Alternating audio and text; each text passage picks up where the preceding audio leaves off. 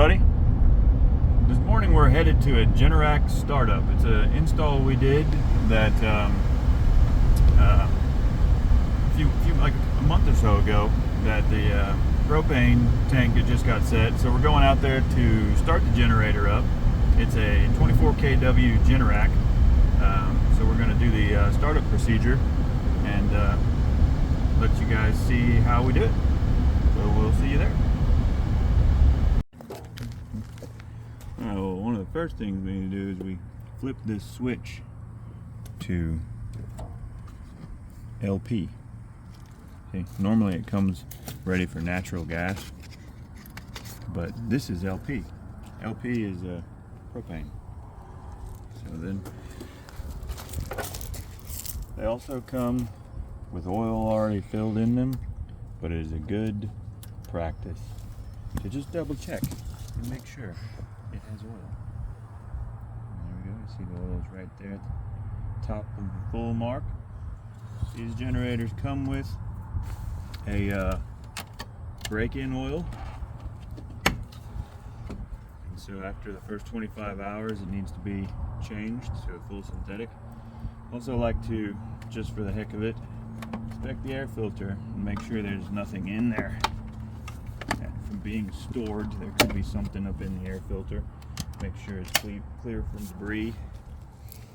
And then of course these generators ship with no battery, so we have to install a battery. It's a 26R battery.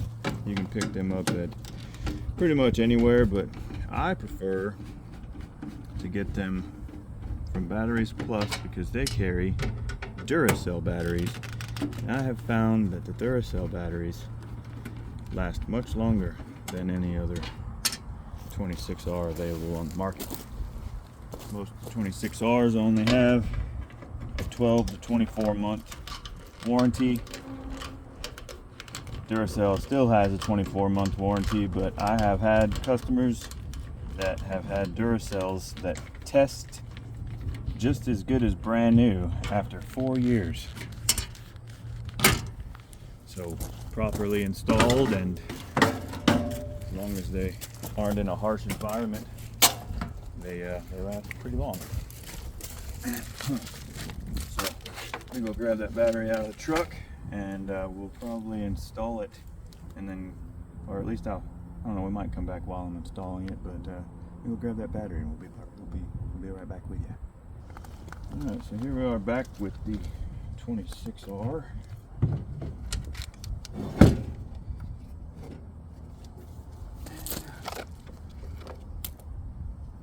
You always want to connect the positive first, contrary to what your dad taught you. They used to always connect the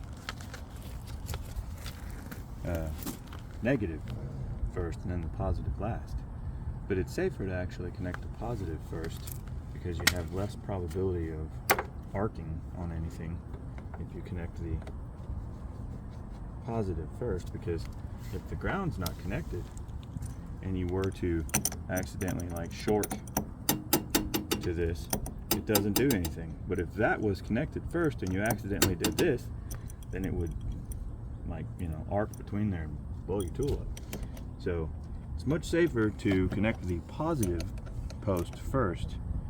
And typically I have a socket, but I'm in my other truck today, so I didn't bring all of my tools. So we're just going to use a croissant wrench. They're the tastiest of wrenches. Croissant wrench. Do not eat them. Disclosure.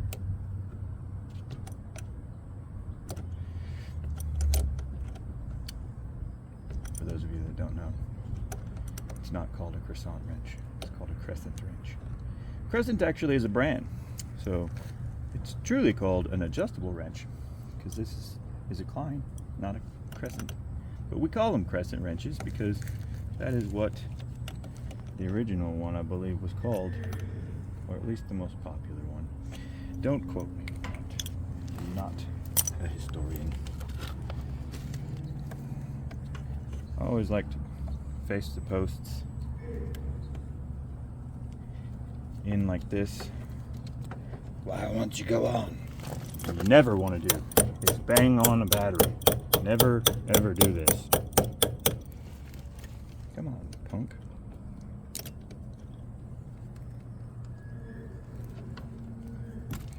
Now, since we did the positive first, or as old Vice Grip Garage says, what does he call that? He calls it the... Oh, that's upside down. I'm an idiot. That's why it's not going on.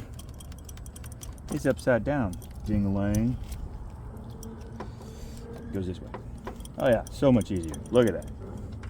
They're tapered. One side's, the top is smaller than the bottom, and so I was trying to put it on upside down. So now the only thing, because we put the positive on first, the only thing you don't want to ever do is touch both of this. This can touch the case because it's already bonded to it. So there's only one danger aspect by doing the positive side first and the negative side last, and that's just don't cross the post of a battery, which you should never do anyway. It's dangerous. You will release the full ampacity of the battery, cranking amps of the battery, because there's no fuse in this wrench. It's an unfused croissant wrench. I sure do talk a lot. You don't want to make them too crazy tight. Just tight enough.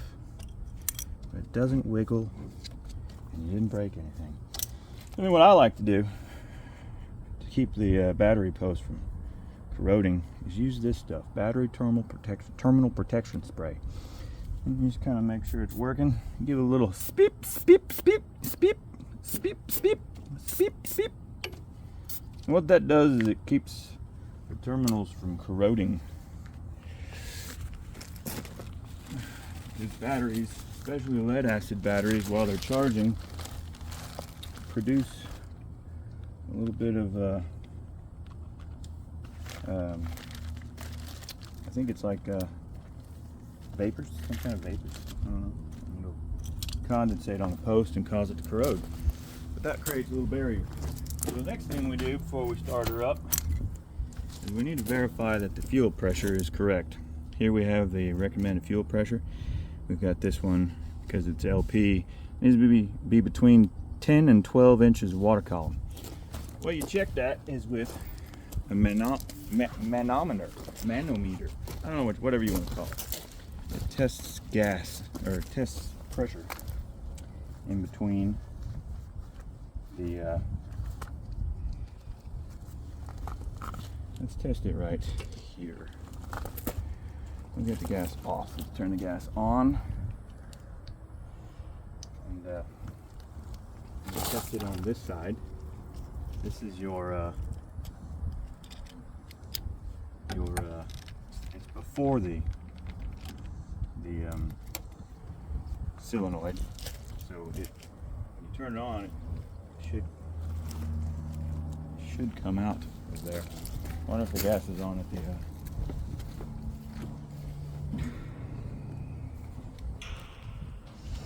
there we go. It was off at the tank. So we're just kind of bleeding the air out of there a little bit. And I just bled some of the pressure out of the line. What you do is you stick one of these in here now. I'll turn the gas back off. Stick one of these in here. You don't really need to get it super tight. We're just trying to test pressure. You put this on the positive side.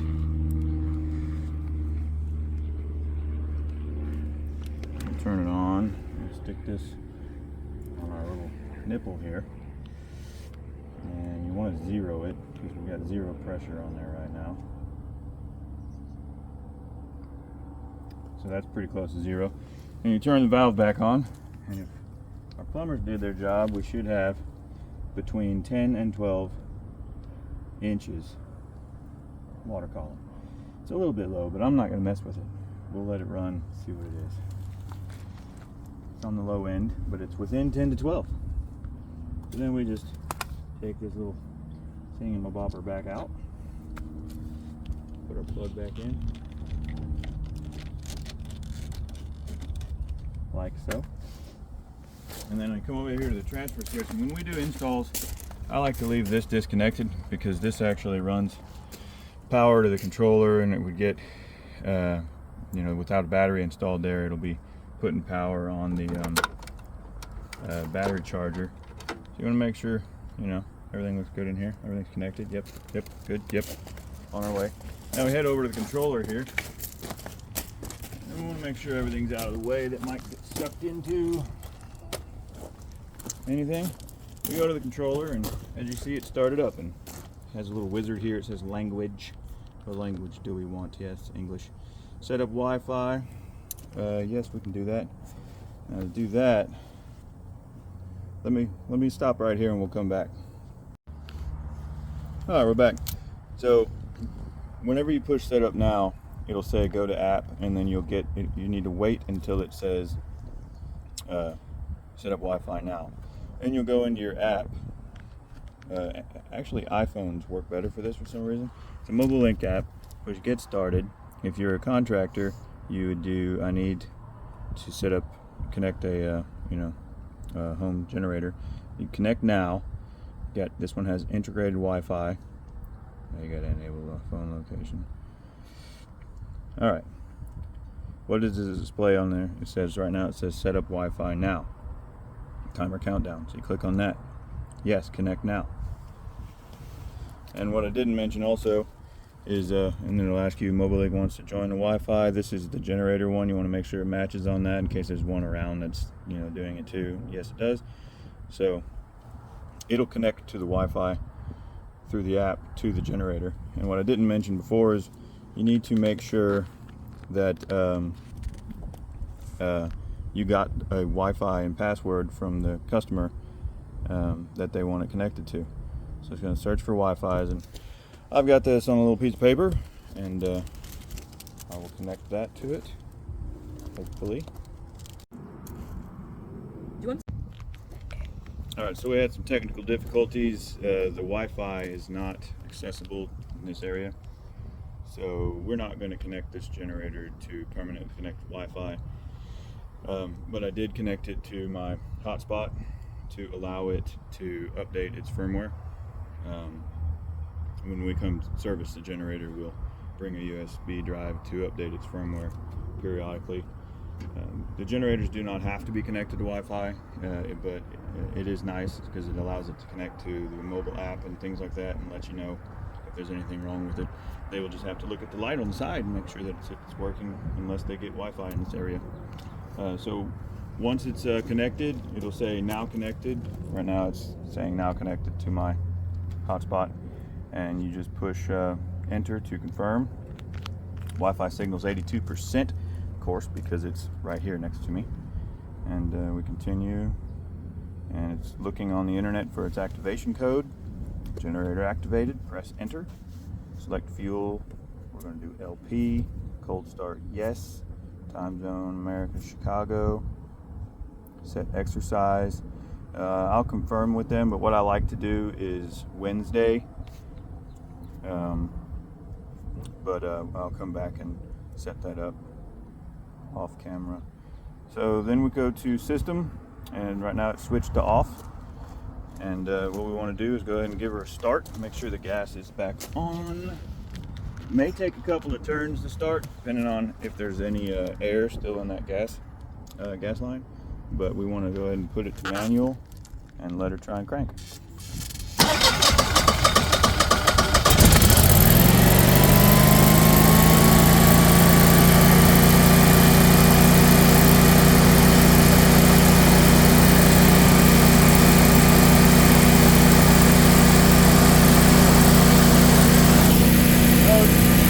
Run for about 15 minutes, get hot, and we'll come back.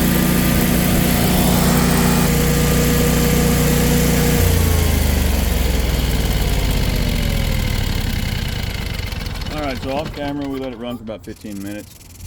I've covered up the battery compartment over here, and I did I calibrated the voltage. You need to be a certified Generac tech to do that. There's a passcode you put in, and what you should really have a certified Generac tech start your generator up, because there's a password you have to put in to calibrate the voltage coming from your generator to match the utility voltage. Of course, I can't give you that password or show you. You need to be a service tech. So what we want to do now is a live transfer. Come over to the generator, and this is the main breaker. And what we want to do, we want to make sure the generator is in auto. Right here we have it in auto. You see the green light. We have a green light over here telling you everything's good. We're ready. We're backed up. We're good to go. We're protected. And we'll shut this off. And the process that's going to happen is the generator will start up. It'll have a few seconds of warm up. And then once it's stabilized, the transfer switch will transfer and will be on generated power. And I want to test some ampacities, some voltages, make sure everything's good. And then we'll turn the breaker back on and make sure that it transfers back into auto mode. So we'll do that now.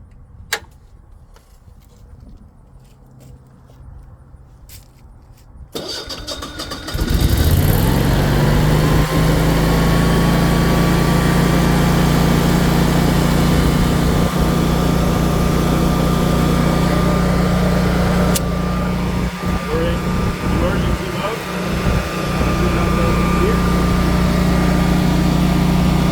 And voltage here going back to the panel. But we won't have any voltage here coming from the utilities because our main breaker is on. We can test some ampacities on what we're running. We got 7 amps on B phase, 2.5, 2.6 on A phase. I think all they have here is garage door openers, lights, camera systems, things like that. So it's never going to have a very substantial load unless they add things like an air conditioning unit or something like that. So once we know that it works good in transfer mode, we want to, in emergency mode, we want to simulate a power restoration. So this is simulating the utilities coming back on, and there will be a delay. It waits to make sure that utilities are stable and not just blinking back on and off. But once it does transfer back, there's also a cool down time that the generator will cool down. There we go, we're transferred back to utility power. Now the generator is under low load and it is in a cool down period. But in a few moments it should shut down and we'll be back into auto and we'll be ready for another power outage. That's going to be it. We'll button everything up and we'll get to the 25-hour break-in period, which Generac recommends. Have break-in oil after 25 hours.